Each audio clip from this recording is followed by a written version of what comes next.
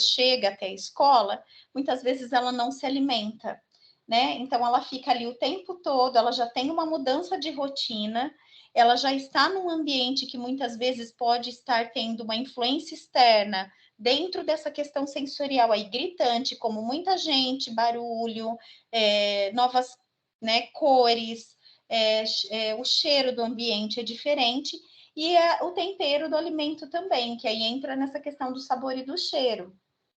Então, até essa criança acostumar e voltar a ter uma rotina dentro do ambiente escolar, que muitas vezes ela nunca nem teve, isso vai um tempo, né? E requer aí uma paciência muito, muito, muito grande, tanto da família quanto do pessoal aí que trabalha no ambiente escolar. Então, há crianças autistas, por exemplo, que têm esse tipo de comportamento relacionado a cores dos alimentos. E como que a gente faz isso, né? No momento da alimentação, elas evitam, por exemplo, a cor verde, ou elas só comem alimentos que são verdes. Então, o que, que a gente faz, né? O que a gente geralmente orienta dentro aí da análise do comportamento e do que preconiza aí várias outras coisas, é a aproximação seletiva, né? Então, a criança só come arroz branco, ela não come mais nada. Então, colocar uma batatinha ali de vez em quando, um pedacinho menor, depois colocar 2 pedacinhos e aumentando essa experimentação, né, desses novos sabores. Acabou, ela conseguiu comer arroz e batata, colocar um alimento que já está mais além da cor branca, né? Então, colocar talvez ali uma abobrinha, inserir uma carninha de frango, né, uma clarinha de ovo com um pouquinho da geminha e fazendo essa aproximação seletiva. Porque essa criança tem que comer outras coisas, muitas vezes nem né, saudável comer apenas arroz e batata, né? Então, tem que comer uma proteína ali e tudo mais. Por isso, as crianças que possuem dificuldades no processamento sensorial tendem a selecionar os alimentos que façam parte da sua zona de conforto.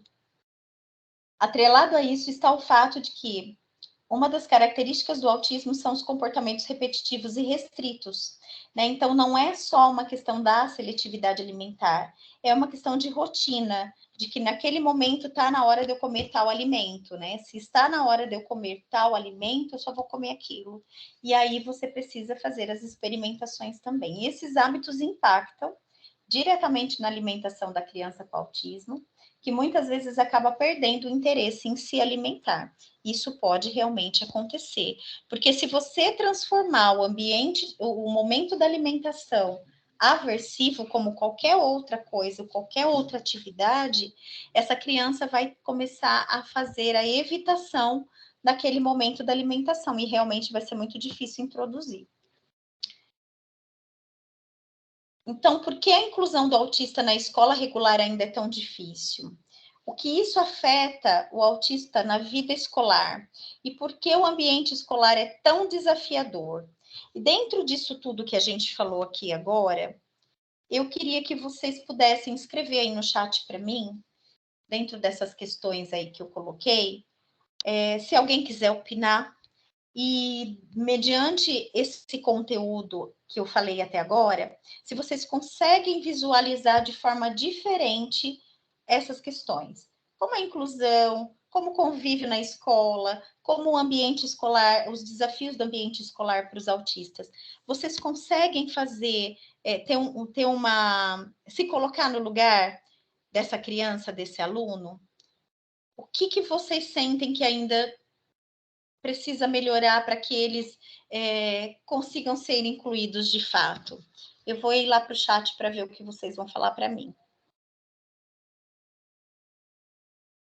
Agora todo mundo não quer escrever também.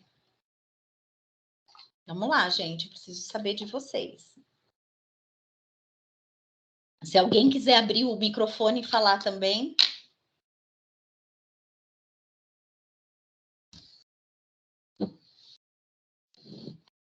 Pessoal.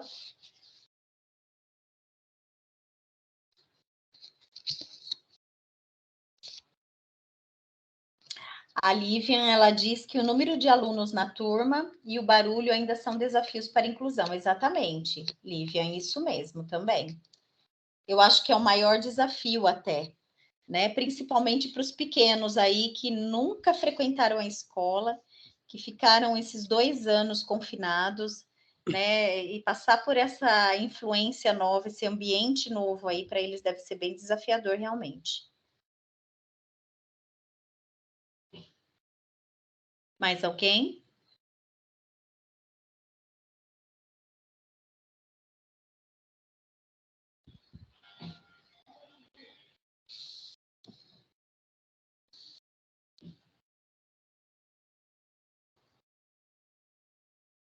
Mais para frente, vocês vão entenderem como fazer essa percepção, tá?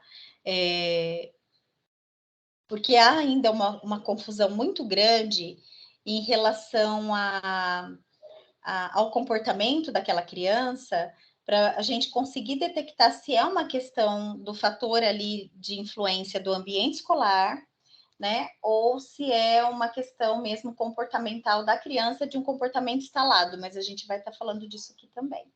Então, tenho na turma 2 autistas e mais 2 outros alunos com outras deficiências, e é muito difícil incluir totalmente todos. Um ignora o barulho, o outro fica estressado. É bem difícil, porque eles têm características muito distintas, né, Lívia? Nosso rodízio de sala, falta de um apoio e também, às vezes, da compreensão da família do que é a rotina escolar. Exatamente, Rosmeire, é isso mesmo. Tem muito isso também. Tem hora que a gente começa a visualizar essas questões e a gente fala, meu Deus, né? Como nós vamos resolver isso? Né? Parece que é algo sem solução, mas não, a gente consegue amenizar de alguma forma algumas coisas para que eles consigam permanecer nesse ambiente, mas ainda é um desafio. O rodízio é um caos, a falta de referência de sala, exatamente. Falta de recursos pedagógicos. É isso aí, Tânia. Vocês estão vendo que é um conjunto de coisas, né? A gente começa a apresentar esse tipo de questão, né, do comportamento e da parte sensorial, começa a surgir muitas coisas, né, para nós. Sinto também que a família de crianças hiperagitadas se recusa a tratar com medicação. Ah, isso ótimo. Queria até falar para vocês em relação a isso, né? Há uma resistência muito grande quando a criança passa a necessitar da medicação, essa resistência da família. Então, precisa se verificar muito isso com a família, porque nem sempre é uma questão só sensorial, é o que eu disse, às vezes é uma questão comportamental mesmo que precisa ser tratada com medicamento. Eles sofrem muito com isso. Trabalhar o rodízio, fazendo a criança tentar entender a rotina é bem difícil. Ai, Daniele, é muito difícil, né? E com a mudança de ano para ano, isso acontece de forma gritante.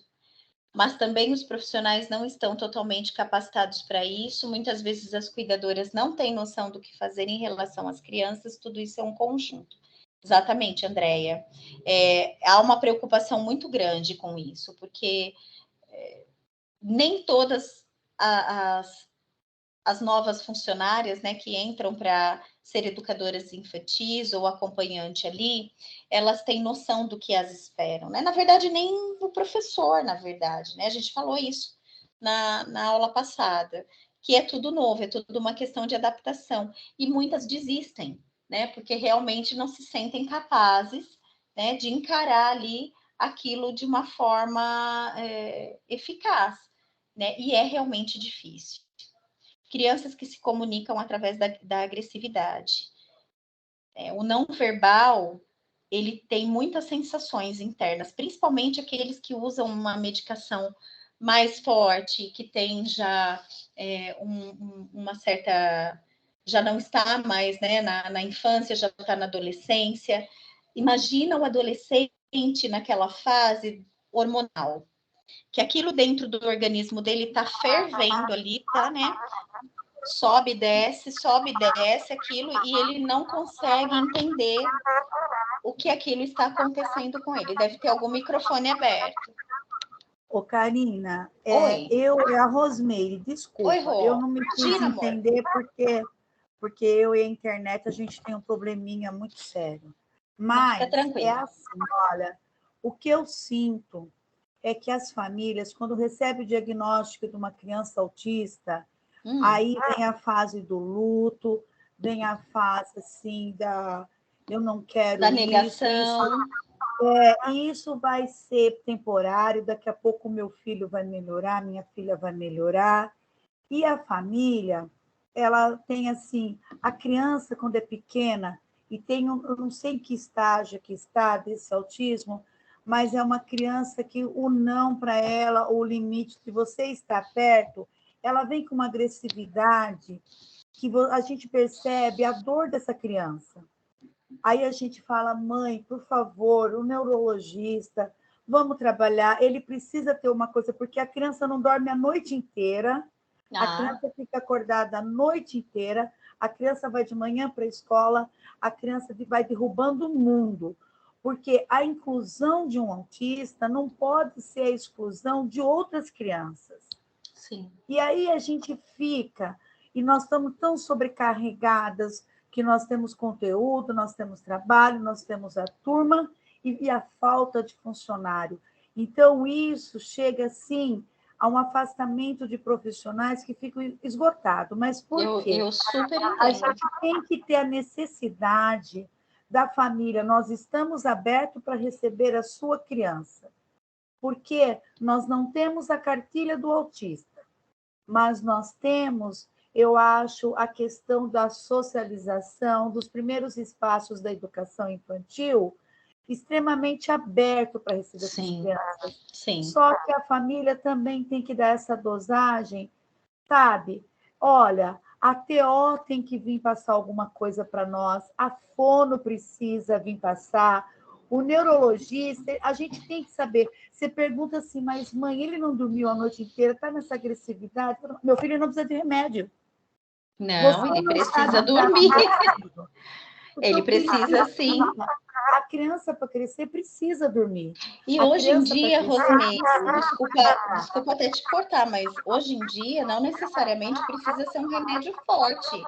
Hoje tem a melatonina, que ajuda muito no sono, e é muito eficaz, é um hormônio natural que nós produzimos, e tem tido uma boa resposta com autista. Então, existe ainda o tabu, né, da medicação, e não pode, porque sem a higiene do sono, essa criança durante o dia ela não aprende, ela não produz, ela não tem um humor bom, ela vai ficar extremamente irritada, né? E você sabe o que é pior? A gente vê, assim, ao mesmo tempo que a gente quer acolher essa criança, a gente está sentindo que a gente está agredindo essa criança, porque essa criança não está se sentindo bem ali. O ambiente fica nocivo, não fica satisfatório para que ela esteja ali. Ela acaba sofrendo, né? Ela já entra em sofrimento naquele ambiente. Eu super entendo o que você está dizendo. Sabe, o desejo hoje no momento seria assim, que a família entenda que a escola não se recusa a receber os seus filhos, mas que essa parceria tem que ser uma parceria de mão dupla. Exatamente, sabe? Porque foi o que nós falamos no outro encontro. Nós precisamos que, sabe, eu sei não, eu imagino assim, a cabecinha de uma família, e eu respeito todas as mães que passam pelo meu ano, pela minha sala, mas, ao mesmo tempo, assim, o jogo da sinceridade. Se eu sou tão sincera em dizer para ela que eu sou uma pedagoga e eu não sei como, nesse exato momento, lidar com o filho dela, mas eu vou acolher e vou fazer o meu melhor e o meu impossível, ela precisa colaborar comigo, principalmente nessa fase, né?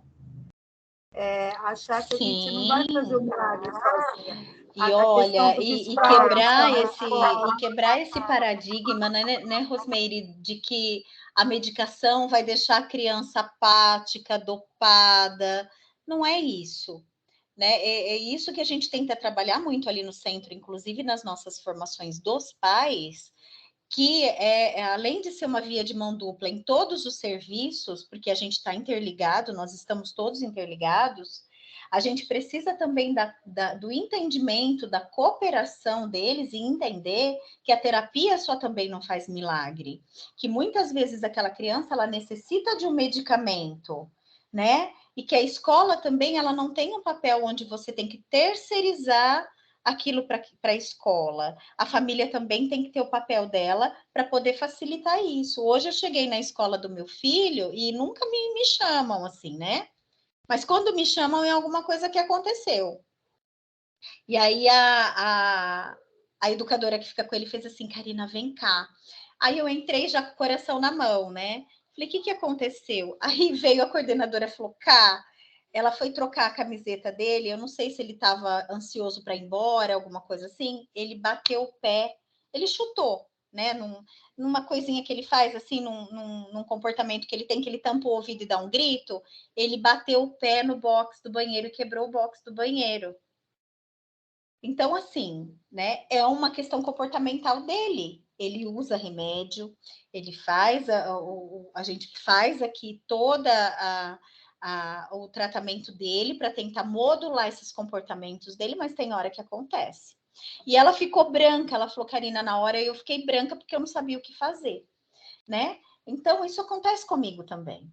Mas foi um comportamento dele que eu vim falando para ele no carro que isso não pode. Ele chorou muito no caminho, ou seja, graças a Deus ele compreendeu que eu estava brava porque ele teve uma ação errada, né? E eu vim falando isso com ele. Chegou aqui, ele me pediu desculpa e falou: não pode, mamãe, quebrar. Eu falo: não, não pode quebrar. Mas assim, não é toda mãe que tem o entendimento que eu tenho. Eu podia ter falado assim para ela, mas como que ele quebrou? Você não estava lá com ele, você não segurou ele, por que você não tirou ele de lá? Você não tem noção que isso ele pode fazer? Não, gente, isso pode acontecer assim, ó. É um rompante, não é culpa do professor, não é culpa do educador, né? Então, eu até estou relatando isso para vocês entenderem que a gente passa por isso também, mas eu tenho um entendimento de que esse comportamento eu preciso desinstalar dele com urgência, né? Porque ele não pode sair quebrando as coisas por aí, principalmente na escola.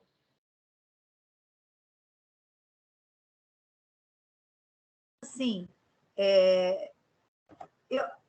vamos acreditar que todo mundo tem muito receio ainda.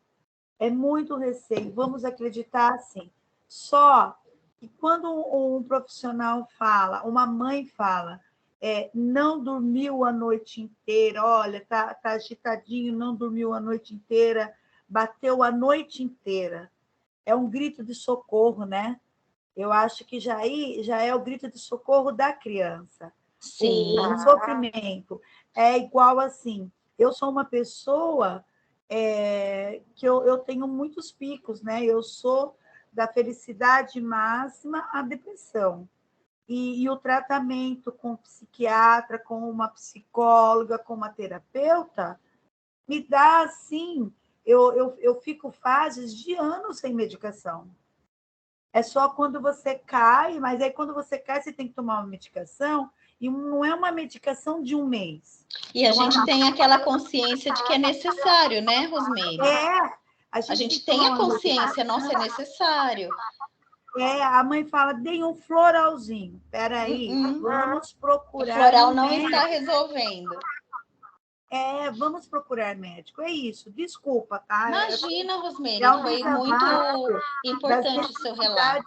Que ainda temos, principalmente na educação infantil, a qual eu faço parte. Nós, do lado de cá, eu quero dizer para você que toda essa orientação, principalmente para mãe resistente à medicação, nós damos, né? Porque chega num patamar que é benéfico para a criança, né? Isso não vai fazer mal, né? Muito pelo contrário, vai trazer mais qualidade de vida para ela, né? Ela vai conseguir conviver nos ambientes de uma forma mais tranquila. Então, a gente tem que tentar. Eu falo muito isso para os pais: pai, mãe, tenta porque é necessário, né? Tem alguns que ainda resistem alguns meses, mas depois com a insistência de todo mundo ali, escola, família, ou mesmo o pai e a mãe sabendo que não dá mais, acaba tentando. Porque eles vão chegar num limite também, né? A Andrea fala que falta apoio do empregador sobre o assunto, porque os profissionais que desejam se especializar têm que bancar tudo do próprio bolso, e muitas vezes acaba ficando pesado. E os cursos são caros, né, Andrea?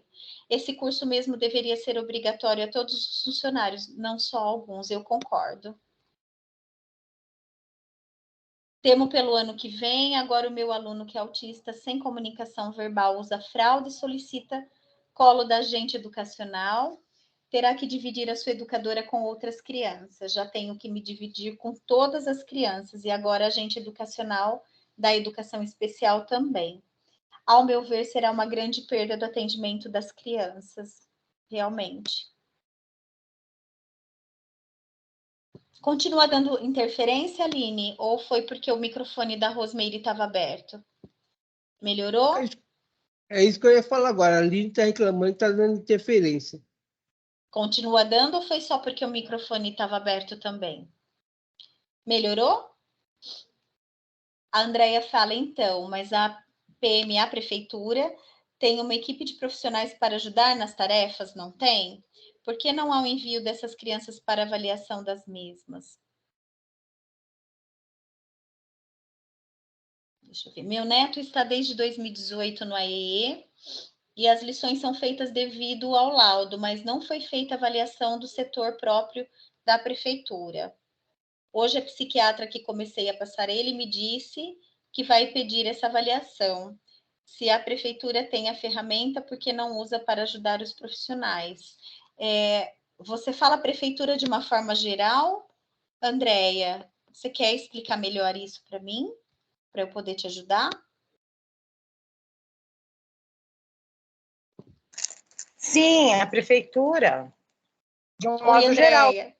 Oi. Pode falar.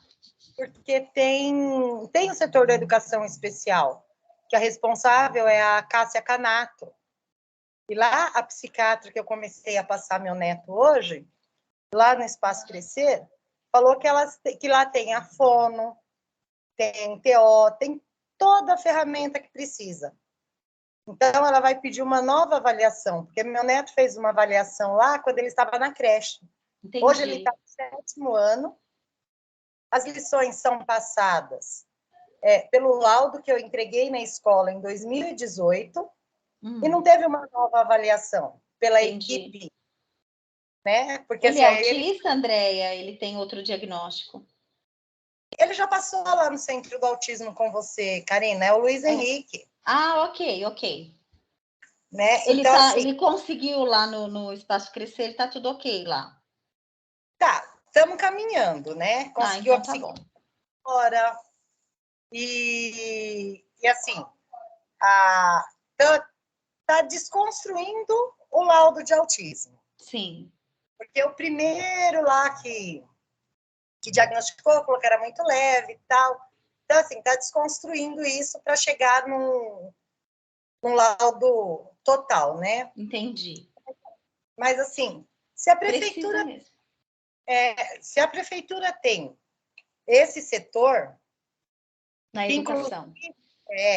Que, inclusive, se há uma necessidade de encaminhamento para pai, é feito por este setor com o convênio da prefeitura para os alunos até 18 anos. Por que não disponibiliza tudo isso para os profissionais? Ok, entendi a sua dúvida. Eu acho que a gente precisaria perguntar de fato isso, né? Porque eu não sei desse trâmite da educação. O que a gente está fazendo hoje, tá? Mas isso né, mais do pessoal do CAEE, da educação infantil. Nós estamos fazendo reuniões constantes agora com as professoras de educação especial e discutindo os casos das crianças que são atendidas também no centro, né? Tem algumas profissionais nossas do Centro de Autismo que também visitam as escolas acompanhadas aí agora pelo pessoal da educação especial para poder verificar dentro do ambiente escolar os comportamentos e os recursos e tudo mais, para poder orientar o professor. Né? Isso a gente está começando agora, esse trabalho aí há alguns meses, eu acredito que alguém aqui pode ter já recebido algumas das terapeutas de lá. Mas essa equipe que tem da prefeitura, Andréia, é dentro da própria educação. Quem faz essa avaliação, na verdade, é o setor realmente da educação especial, que lá tem esses profissionais, inclusive psicólogos, né? Sim, tem todos os profissionais que são necessários, né? Sim. Para avaliação. Ok. Então, vamos voltar lá agora.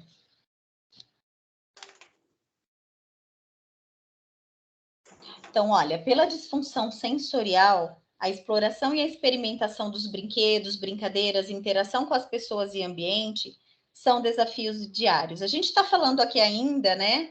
Pensando sempre que essa criança é pequena, mas isso também tem muito reflexo no adulto, né? Eu tenho adultos que têm aversão a ambientes muito fechados, ambiente com muita gente, muito barulho, lugar muito gelado, né? Nós fizemos até o período que eu fiquei na Amparo, antes da pandemia, foi até um mês antes de iniciar aí os lockdowns da vida, nós fizemos uma sessão azul no cinema, justamente pensando nessas questões sensoriais, em ambientes externos, não só escolares, né, para que eles vivem em sociedade como todos nós, mas essa sessão, ela além de ser inclusiva, aberta ao público de uma forma geral, ela era diferente, porque ela tinha uma luz não tão escura, né, um ambiente não tão escuro, não tão frio, o som não era muito alto, esse autista podia sair e entrar na sala de cinema quando ele não se sentisse bem, ele poderia retornar.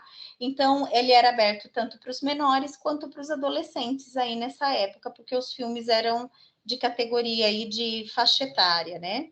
Então, a gente nota, né, que são desafios diários, realmente. Então, o desenvolvimento psicomotor, grafomotor podem estar atrasados por essas questões.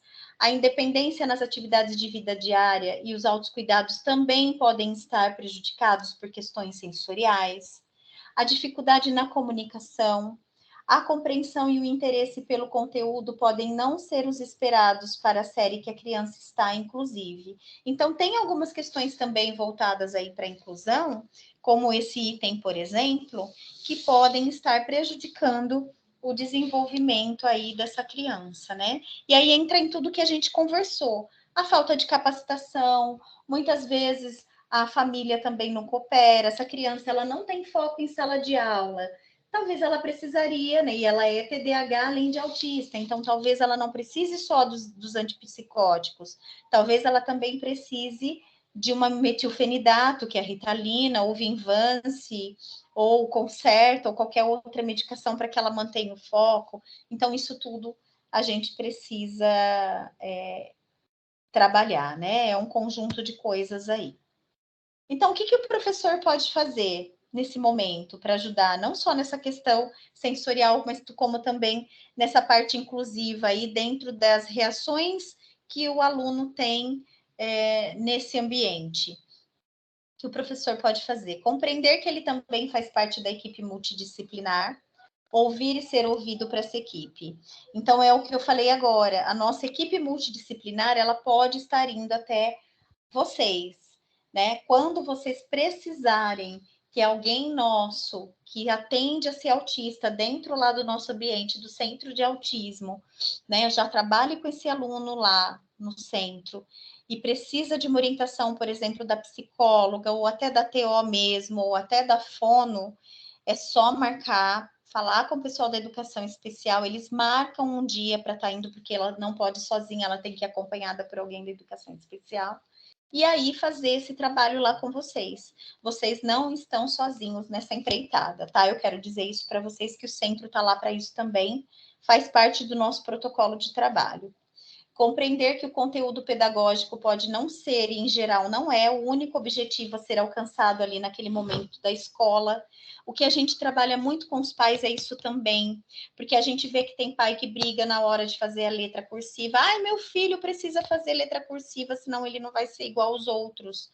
A gente precisa entender que essa criança tem as suas limitações, né? Então, muitas vezes há uma cobrança excessiva da família, do professor, em relação ao professor, para reforçar, para a criança aprender, e nem sempre só o conteúdo pedagógico é o objetivo a ser alcançado ali na convivência dessa criança dentro do ambiente escolar. Adequar as atividades levando em conta as possibilidades e singularidades de cada criança, né? E não só isso, muitas vezes a gente pode usar materiais adaptados com todos, para que aquele aluno autista também se sinta igual aos demais. Isso também é uma forma da gente poder trabalhar aí essas questões. Tá aí alguns exemplos, né, de atividades sensoriais usadas principalmente na educação infantil. Aí tem os tapetes sensoriais, as fitas, né, com cores e texturas, a caixinha de areia, que aí, na verdade, acho que é um potinho de arroz, né? A massinha de modelar, que é uma atividade excelente para essas questões sensoriais aí também. Agora a gente vai entrar no comportamento. O comportamento não é algo que eu vou demorar para estar falando. Vocês querem que eu possa prosseguir ou vocês querem dar um tempinho, tomar uma água, respirar uns 5 minutos? Só abre o microfone aí para me falar. Eu acredito que pode continuar. Pode? Posso continuar? Deixa eu só ver aqui o chat se alguém colocou mais alguma coisa do que a gente estava falando. Por mim, não tem o menor problema, pode continuar. Então, tá bom. Ó, tá, a Lívia coloca aqui, ó. Será que não tem como reverter essa situação das agentes educacionais na educação especial? A maioria que eu conheço não querem mais ficar na especial por causa delas serem agora responsáveis por mais de uma inclusão na turma. E eu acredito nisso, viu, Lívia? Porque não deve ser fácil, né? Precisa ter uma capacitação realmente, precisa rever algumas coisas, rever isso antes do processo de remoção e atribuição, até como referência para a criança. E outra coisa que está me incomodando muito é o número de alunos com necessidade especial junto na mesma turma. Aumentou bastante mesmo. Peraí, que eu acho que eu perdi aqui.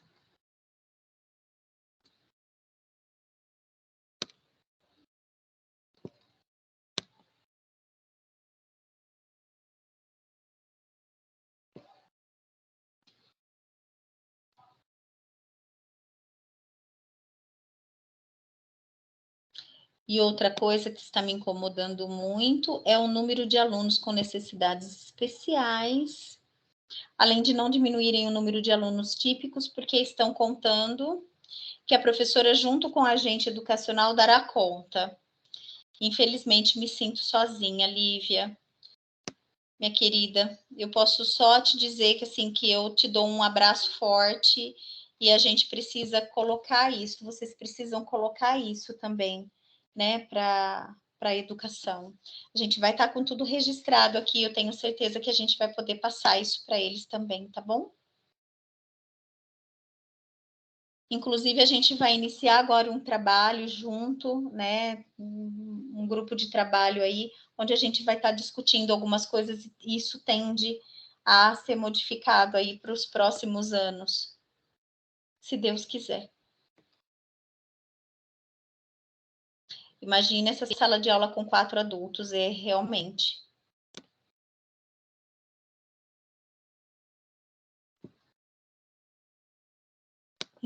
Infelizmente, estamos longe. Deixa eu ver aqui, Daniela, o que você escreveu. Peraí.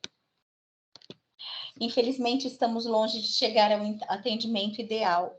Às vezes, eu tenho que dizer assim para vocês que eu fico muito preocupada, porque os anos vão passando, a gente vai lutando para que isso aconteça. Eu quero dizer, inclusive, para vocês, que essas formações acontecem mais intensamente aqui em Araraquara, mas eu vejo aqui nas cidades vizinhas, com outras colegas que eu converso, não tem. Não há uma formação, não se fala sobre autismo, está crescendo nas redes aí de outros locais, de outras cidades, e quase não se fala sobre isso, viu? A gente ainda está um passinho muito pequeno à frente, mas ainda a gente está. Muitos pontos a serem analisados com cuidado, realmente. Então, vamos lá, vamos continuar a parte comportamental. E assim, se surgir alguma dúvida aqui, vocês vão colocando lá no chat e eu vou respondendo depois. A gente falou aqui agora que o ambiente externo influencia muito nessa criança, certo? Então, olha aí, ó, esse desenho, ele mostra de uma forma muito simples, parece até que são ondas, né, ali chegando nessa criança. E esse comportamento realmente, ele é demonstrado através dessas sensações. Então, a gente costuma dizer, dentro da análise do comportamento, eu não vou ficar falando de aba aqui, tá? Eu quero só dizer para vocês da parte psicológica, comportamental da situação, que todo comportamento, inclusive nosso, tá? A gente não está falando só de autismo aqui, não. Todo comportamento possui uma função. Todo. As nossas reações demonstram, às vezes, pela nossa fisionomia, se a gente gostou de alguma coisa ou não gostou, não é? Às vezes a gente está ali num ambiente, alguém.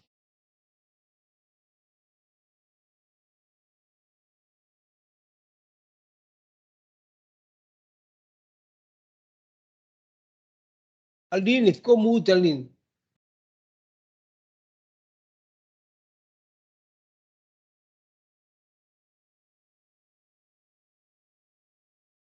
Teu microfone deve estar fechado, Aline. Ô, Kaline. Desculpa, tá mesmo. Ok, acho que eu bati sem querer aqui o mouse. Então vamos lá. A gente, onde que parou? Até onde vocês ouviram? Não ouviram nada. Então vamos lá. Então aqui a gente falou até agora que, a influência do ambiente é muito importante, né? É onde a gente consegue detectar muitos dos comportamentos das crianças. E para nós, independente de autismo ou não autista, autista ou não autista, isso não é diferente. Então, nós costumamos dizer dentro da psicologia, né, e comportamental, que todo comportamento ele possui uma função, né? Então, por exemplo, a criança morde, ganha atenção de um adulto imediatamente, né? Então, ela mordeu, ela ganha atenção de um adulto. Qual a probabilidade dessa criança morder novamente outra pessoa para ganhar atenção, né? Então, ela está mordendo porque ela não sabe falar, porque ela quer a atenção de alguém, é um exemplo. Então, falando de todo comportamento possui uma função, nós adultos, às vezes, estamos socialmente aí em algum ambiente e, de repente, a gente muda totalmente a nossa fisionomia. E quem está com a gente, às vezes, pergunta, mas o que foi que você mudou? Está com uma cara diferente, né? Aí a gente responde, não foi nada. Na verdade, foi alguma coisa. Aquele ambiente influenciou para que seu comportamento tivesse uma alteração. Então, comportamentos diferentes, por exemplo, gritar e autolesionar, aí falando do autista, ele pode pertencer a uma mesma classe funcional. Ambos têm o mesmo efeito sobre o ambiente, que é, talvez, produzir a atenção dos pais. Ok? Ficou claro para vocês? Então, às vezes, o gritar, se autolesionar, dar tapas na cabeça, do nada, pode ser uma forma de atenção exclusivamente. Ou pode ser uma forma de frustração, pode ser uma forma de ansiedade, de medo, de contrariedade, né? Muitas aqui podem pensar, olha, eu não posso falar não para aquela criança que ela tem um comportamento disruptivo. Então, vamos tentar fazer uma outra forma, arrumar uma outra estratégia de dizer não para ela sem dizer a palavra não, ok? Para que ela tenha um comportamento diferente. Então, essa função da análise funcional do comportamento é justamente para que a gente desinstale um comportamento e modifique-o, tá ok? Então, como que a gente faz isso? Já que todo comportamento ele tem uma função. através daí da tríplice contingência, que a gente chama, né? Que é o antecedente, a resposta e a consequência. Então, qual que é a resposta? A resposta é a ação do organismo que provoca a consequência. E o antecedente? Antecedente é o estímulo externo ou algum evento ambiental ali que fez com que essa criança ou esse indivíduo tivesse essa ação. E a consequência? A consequência afeta a resposta disso voltar a acontecer ou não. Um exemplo básico escolar, né? A criança, ela está na sala de aula e, de repente, ela começa a gritar, bater a cabeça na parede, dar soco na mesa, ela começa a ficar extremamente desregulada. A agente escolar ou o educador pega essa criança e sai da sala. Qual a probabilidade desse comportamento acontecer novamente quando essa criança quiser sair da sala? Vai ser 100% de possibilidade de acontecer isso novamente, porque nós reforçamos um comportamento inadequado desse indivíduo naquele momento. E geralmente isso pode ser mantido, né? Esses comportamentos, eles são mantidos por quê? A criança, às vezes, ela está fugindo, se esquivando dessa demanda escolar, né? Então, nesse caso aí, é o item 3, ó. A criança emite algum comportamento para fugir ou se esquivar do que é solicitado para ela, né? Então, aquilo pode ser muito para ela não tem condições de exercer aquela atividade, ela vai modificar o seu comportamento para que aquele comportamento seja reforçado e ela saia da sala. Então, se você não entender que são aquelas atividades que são muito difíceis, por exemplo, tá, gente? Eu estou usando um exemplo, que são muito difíceis para aquela criança, ela vai fazer isso sempre. Então, a gente vai modificar esse comportamento como? Observando, verificando se são nesses momentos que ela realmente produz esse comportamento e modificando a nossa ação. Então, ela pode também estar querendo atenção. A criança emite algum comportamento para conseguir atenção social. Um exemplo, a gente tem casos, né, de um estudo que nós fizemos de uma aluna que ela era síndrome de Down e ela mordia muito as crianças. Ela tinha um comportamento assim de morder, de bater, sem nenhum motivo. E aí a gente começou a tentar buscar essa análise funcional, mas por que ela faz isso, né? Nenhuma criança fez nada para ela. E a gente começou a fazer a observação direta dela. A gente observou que essa criança ela tinha esse comportamento, não era uma forma de interagir com os colegas e nenhuma forma maldosa de ser. Ela queria a atenção da professora, porque todas as vezes que ela tinha esse comportamento, a professora chamava a atenção dela, e aí ela tinha toda a atenção que ela precisava. Então, ela descobriu uma forma de chamar a atenção quando ela queria. Ela mordia um aluno, né? Então, a gente consegue detectar isso fazendo essa análise funcional. Isso vai se repetindo algumas vezes e a gente vai tentando observar o ambiente e o que está trazendo esse comportamento para aquele aluno. Então, o acesso a itens, a criança emite comportamentos para conseguir algo que deseja. Então, eu não quero abrir a apostila naquele momento, vou rasgar a apostila, eu não gosto de usar o caderno, e eu vou me jogar no chão, aí, de repente, alguém vem com um alfabeto móvel para aquela criança, ou um desenho para ela pintar, então ela tem acesso àquilo que ela necessita. Ou ela está apontando para um brinquedo que ela sabe que tem no armário da sala, e ela quer aquilo várias vezes, então ela também vai emitir um comportamento. Autoestimulação. São automáticos, a criança emite comportamentos para se estimular, tá? Então, autoestimulação. A criança se belisca, né? Ela começa a mexer muito no cabelo. Então, existe essa possibilidade também de comportamentos de autoestimulação. Então, como que a gente faz essa análise funcional tanto falada, né? Que vamos dizer assim, que ela é um divisor de águas na vida de qualquer pessoa, de qualquer profissional. Então, a gente precisa conhecer muito o ambiente onde a gente está e a gente precisa ter um olhar diferenciado daquele aluno e saber as especificidades dele para a gente começar a fazer essa leitura.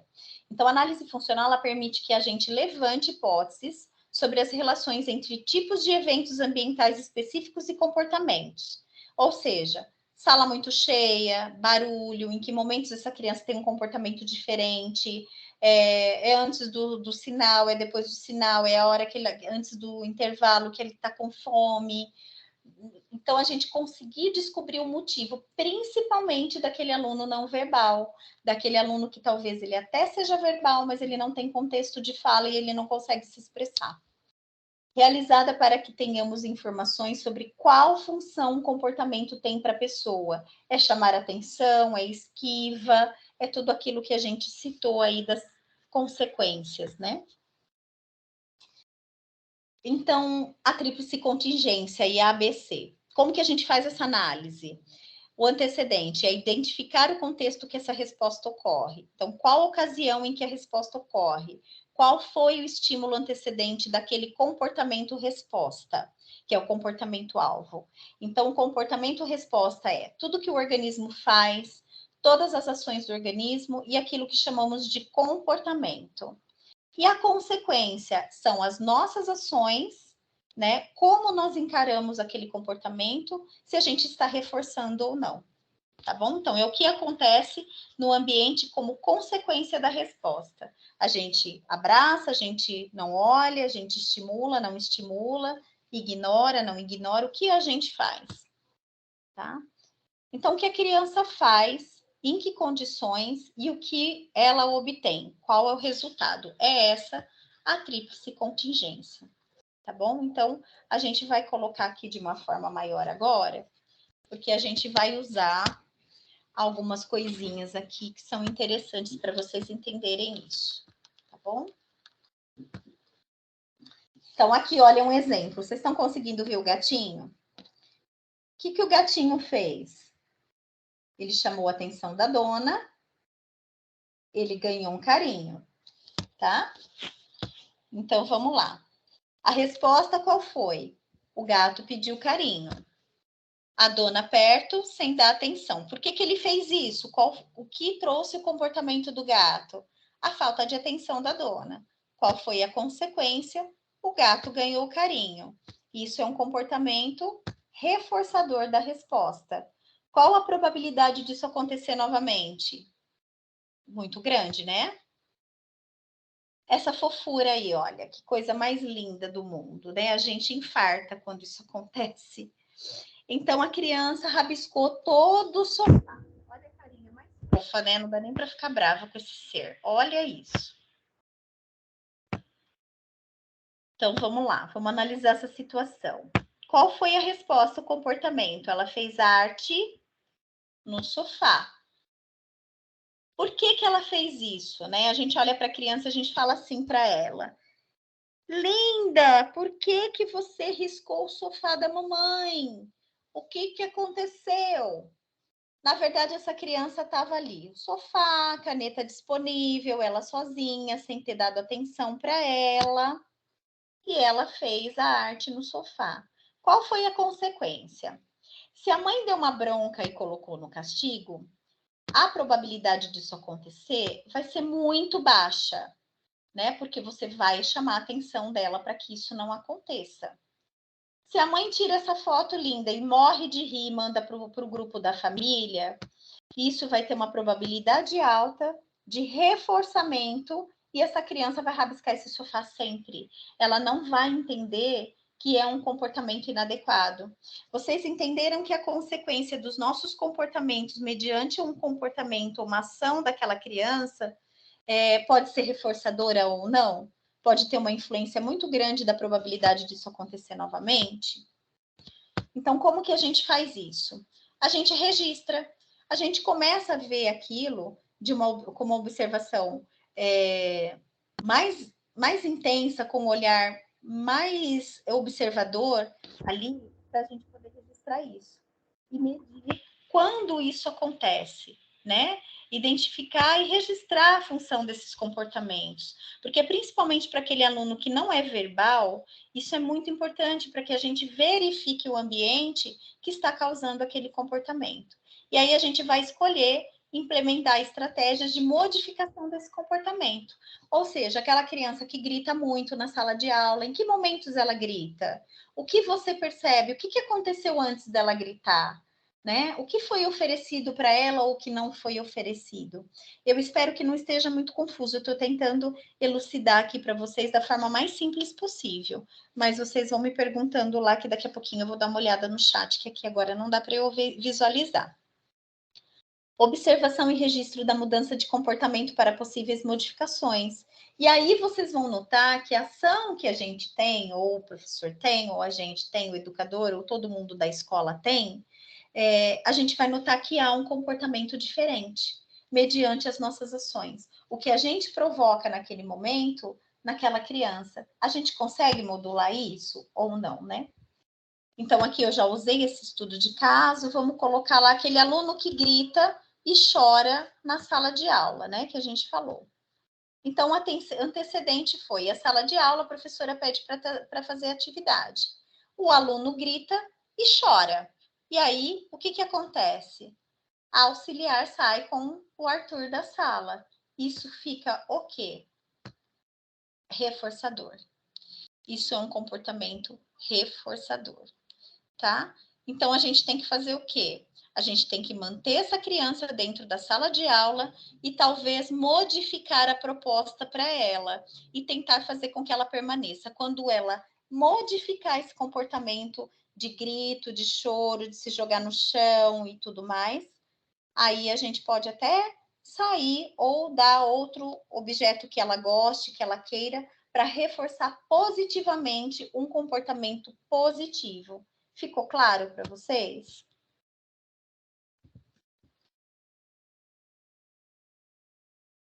Ficou claro, gente? Tô aqui no chat, tá? Tô olhando aqui o que vocês podem estar perguntando para mim. Se quiserem abrir o microfone também.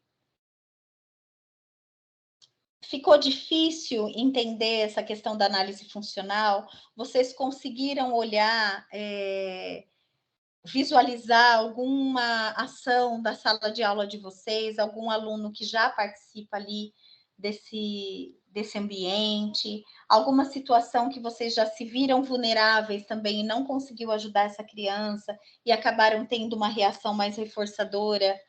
Vocês conseguiram visualizar isso? Ficou claro? Esse é um tipo de conteúdo que eu procurei resumir ao máximo e deixar muito mais tranquilo.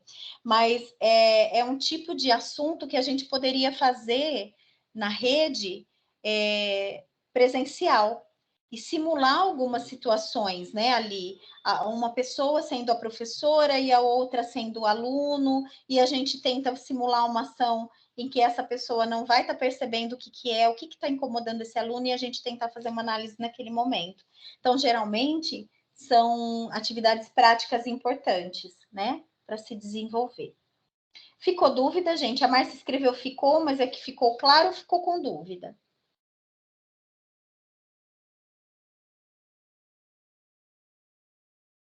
Tá ok? Reforçou. Reforçou, Lívia. Reforçou porque todo mundo saiu. Nesse sentido, e ele acabou saindo também. Nesse aspecto, conversa com a turminha, pede para a turma toda ajudar, talvez, até o coleguinha naquele momento, e ele vai se sentir mais calmo, aí você sai da sala. Aí você até diz para ele, agora que você tá bem, que você tá tranquilo, que você acalmou, nós vamos sair um pouquinho. Aí, ok, tá? Mas se você tiver ação no comportamento disruptivo, no grito, na hora do choro, na hora da ação que ele estiver se autolesionando ou batendo a cabeça ou qualquer outra coisa, você reforça, aí ele vai entender que ele quis sair, né? Ah, ok. Mas quando a gente reforça, aí a gente vai modificando, porque na verdade você nem sabia talvez disso, mas tentar acalmar ele primeiro para depois sair. Ou mantê-lo ali com outro foco, né? Tirar ele do foco se você descobrir, analisar funcionalmente que talvez seja atividade, ou seja o calor, ou seja o barulho, ou qual sensação está provocando esse comportamento. Às vezes até dor, e a gente não sabe. Tá? Mais alguém?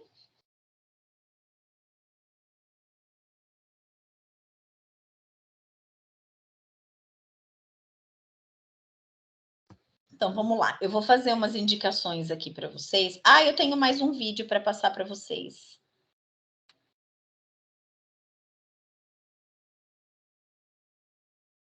Vou passar, tá bom? Só que tá no YouTube. Vê se vocês conseguem. Deixa eu ver se eu consigo aqui compartilhar diferente. Deixa eu parar de compartilhar.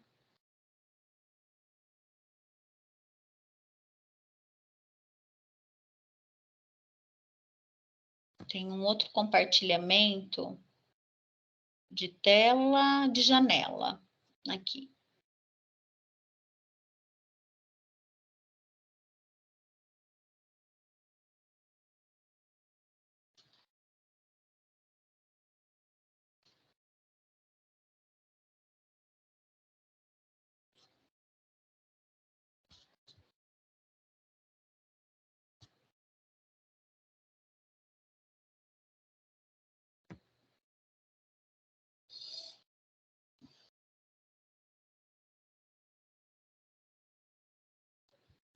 Esse vídeo, gente, ele fala sobre inclusão, tá? Só para vocês verem que bacana isso.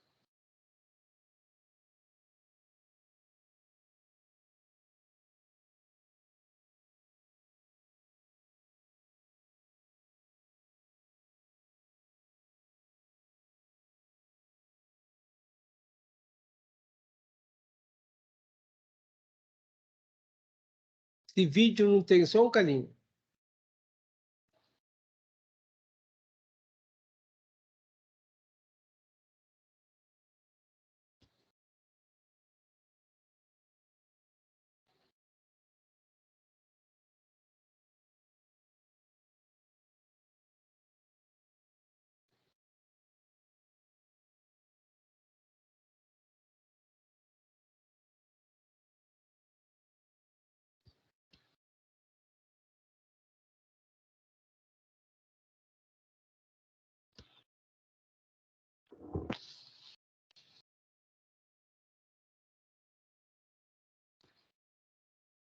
Bacana, né? É muito legal quando eles começam a entender as diferenças, a entender o outro, né? Até essa questão da análise funcional, eu digo para vocês que as crianças, é óbvio que não vão entender essa teoria toda, mas seria de grande importância que as crianças conhecessem as condições dos outros alunos, né? Principalmente do autismo, que não tem uma característica e muitas vezes os outros alunos não entendem. Que barulho, que questões sensoriais também ativam certos comportamentos naquele coleguinha, né? A gente tem outras formas de estar mostrando para os outros alunos típicos as diferenças, então, se vocês precisarem desse conteúdo também, a gente pode estar elaborando para poder estar trazendo para as crianças, tá bom? Eu vou colocar aqui para vocês algumas indicações de conteúdo, de livros, para vocês poderem ler e conhecer um pouquinho mais. Está dando para visualizar, gente? Porque eu mudei a tela, eu não sei se voltou aqui. Tá ok, Reginaldo? Tá ok, tá dando. Tá. Então, essa sugestão de leitura é uma cartilha da Defensoria Pública, que ela é muito bacana, chama Direito das Pessoas com Autismo. Ela tem na revista autismo.com.br um link que você consegue baixar gratuitamente. Deixa eu voltar aqui. Aqui, ó, www.revistautismo.com.br. Se vocês quiserem baixar lá, tem o PDF, tá disponível. Esse livro, Desenvolvimento do Autismo, também é muito bom. Ele fala muito dessas questões sensoriais também, tá? Então, os aspectos sociais, cognitivos, linguísticos, sensório-motor e perspectivas biológicas. É bem bacana, é um livro barato, né, que a gente consegue aí ter acesso. Meu Amigo Faz I é uma indicação bacana para as crianças. É um livro infantil para trabalhar com os alunos em relação à diferença do outro coleguinha, principalmente do autista, que tem muita ecolalia, que faz muitos sons com a boca, muitas vezes tem aquela estereotipia vocal que incomoda o outro. Então, é uma forma deles entenderem a diferença aí do aluno, do coleguinha autista. Mentes Únicas é um livro da Luciana Brits, que é pedagoga, psicopedagoga. Ela é esposa do Dr. Clay Brits, um neurologista famoso lá do Sul. Se eu não me engano, acho que é de Curitiba. E eles desenvolveram esse livro, que tem uma linguagem muito fácil, também um preço muito acessível. Acho que eu paguei R$24 quando eu comprei. E é um livro que dá para a gente estudar aí várias questões, né?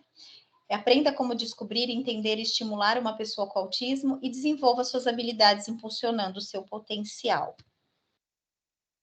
Uma outra sugestão para vocês é a cartilha da BPMC, que é a Associação Brasileira de Psicologia e Medicina Comportamental. Ele é autista, como posso ajudar na intervenção? Professores também, viu? É para professores também esse guia. É um guia para profissionais, pais, com crianças sobre intervenção, analítico comportamental ao autismo. Também é gratuita, você pode baixar fazendo um download no site da BPMC. Habilidades básicas para pessoas com autismo. O que ensina esse livro, gente? Muita gente me pergunta dele. Ele é voltado para análise do comportamento, porém, ele é bastante específico para explicar que a criança, se ela não desenvolver as habilidades básicas como sentar, apontar, imitar, ela vai ter mais dificuldade de aprendizagem, principalmente a criança autista. São habilidades básicas, né, um pré-requisito básico para que esse indivíduo passe a aprender. Né? Enquanto ele não tem essas habilidades, dificilmente a gente vai conseguir ensinar uma criança.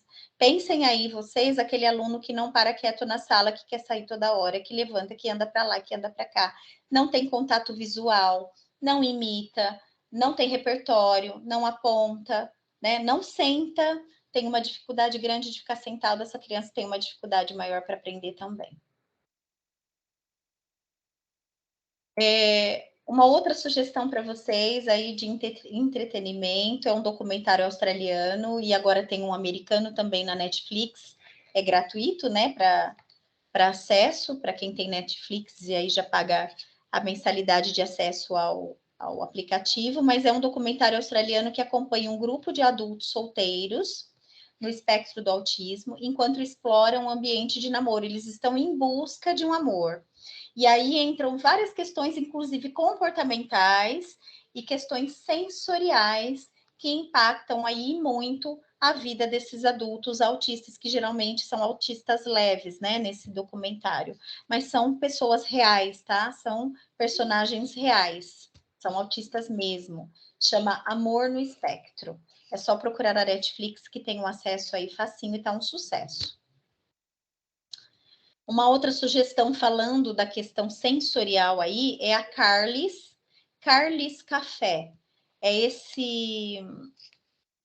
Essa conta aí, né? Esse canal no YouTube é a Carly mesmo, tá? É uma autista grave, que é inteligentíssima, gente. Por isso que eu sempre falo em todas as formações que a gente não pode medir a inteligência do autista pelo seu nível de suporte. E ela é uma menina super inteligente, que até os 11 anos ninguém sabia que ela já era alfabetizada e só descobriu porque ela escreveu que ela estava sentindo dor, né? Então, hoje ela entrevista através de uma tecnologia assistiva artistas aí do mundo inteiro. Opa! Então, vamos pensar assim, se eles não aprendem do jeito que nós ensinamos, nós ensinaremos do jeito que eles aprendem. Né? Essa é uma frase do Lovaas, que é o pai aí é um psicólogo, pai da psicologia comportamental, e é real, né? A gente precisa encontrar estratégias para poder entender o autismo em si e poder ajudá-los a aprender de alguma forma, seja ele essa forma, né? Uma vivência social, uma questão pedagógica, que nem sempre é só isso, né? Que a gente tem como objetivo ali, como a gente já falou, ou atividades de vida prática, diária, autonomia. Então, é uma forma da gente poder modificar a nossa postura também, o nosso comportamento, para poder nos auxiliar e principalmente auxiliar os nossos alunos. Eu quero agradecer vocês mais uma vez, tá? Pela oportunidade de estar aqui hoje.